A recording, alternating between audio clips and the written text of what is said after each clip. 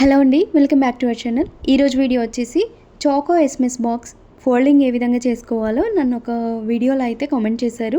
So ఈ వీడియోలో వచ్చేసి బాక్స్ ఫోల్డింగ్ ఏ విధంగా చేసుకోవాలో ఈ వీడియోలో మీతో షేర్ చేస్తున్నాను. ఏం లేదండి, చాలా సింపుల్గా ఉంటుంది.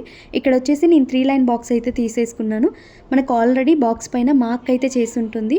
3 లైన్ బాక్స్కి అయితే 3 లైన్స్ మనం 3 టైమ్స్ అయితే ఫోల్డ్ చేసుకోవాలి.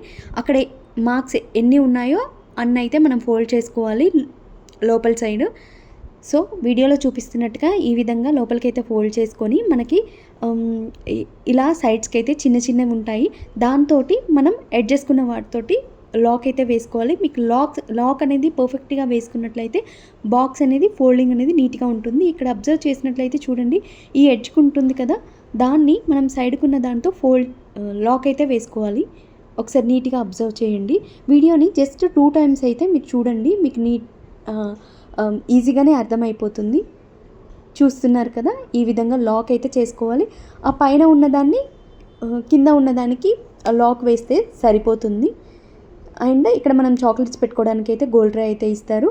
అండ్ చాక్లెట్స్ అటు ఇటు మూవ్ అవ్వకుండా ఉండడానికి మనం వైట్ కవర్ అయితే ఉంటుందండి. సో గోల్డ్ ట్రేలో ఒక్కొక్క లైన్కి వచ్చేసి 9 చాక్లెట్స్ అయితే పడతాయి. ఎన్ని కస్టమైజేషన్ చేసుకోవచ్చు. ఇప్పుడు రాఖీ కాబట్టి సో హ్యాపీ రాఖీ అని చెప్పేసి నేను కస్టమైజేషన్ అయితే చేశాను. ఇక్కడ వచ్చేసి మీకు ఈచ్ చాక్లెట్ అనేది ఒక్కొక్క సింగిల్ బైట్లా ఉంటుంది. ఇక్కడ మనకి heart shape, smile, any shape అనేది మనం కస్టమైజేషన్ చేసుకోవచ్చు. అంటే customer requirement at the same time మన వే ఆఫ్ థింకింగ్ అనమాట. ఇక్కడ చూస్తున్నారు కదా, నా బాక్స్ అయితే రెడీ అయిపోయింది.